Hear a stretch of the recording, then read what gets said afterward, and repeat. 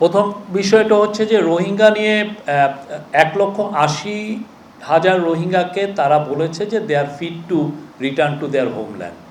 এই জায়গাটা ওরা আমাদেরকে যখন বিমস্টেক সম্মেলনটা হলো তখন মায়ানমারের যিনি ফরেন মিনিস্টার তিনি আমাদের ন্যাশনাল সিকিউরিটি অ্যাডভাইজারকে জানিয়েছেন। তো সেটা একটা খুবই ভালো সংবাদ, কিন্তু এখনও রোহিঙ্গারা ওইখানে যাওয়ার মতো অবস্থা হয়েছে কিনা সেটা আমরা এখনও শিওর না, বিকজ আপনি জানেন যে ওইখানে একটা সিভিল ওয়ার চলছে। শিয়া বাটার ও ভিটামিন ই সমৃদ্ধ লিলি হালাল বিউটি সোপ, তারুণ্যময় উজ্জ্বল ত্বকের জন্য। আরাকান আর্মির সাথে মায়ানমার মিলিটারির এক ধরনের ক্ল্যাশ চলছে এবং ক্ল্যাশের ফলে রোহিঙ্গা জনগোষ্ঠী যারা ওইখানে আছেন তারা অনেকেই অনিরাপদ হয়ে গিয়েছেন।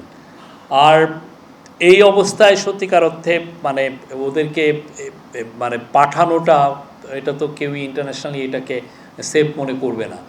আরেকটা হচ্ছে যে রোহিঙ্গা নিয়ে এই সেপ্টেম্বর মাসে ইউএনএ 30 তারিখে একটা বড় সম্মেলন আছে। আমরা আশা করছি ওয়ার্ল্ডের খুব বড় বড় যারা রিচ কান্ট্রিগুলো, যারা পাওয়ারফুল কান্ট্রিগুলো সব প্রায় 170টার মতো দেশ সেই রোহিঙ্গা কনফারেন্সে জয়েন করবেন। আর রোহিঙ্গা নিয়ে একটা ছোটোখাটো 25 তারিখে 25 অগাস্টেও এই কক্সবাজারে আমরা আশা করছি একটা সম্মেলন হবে।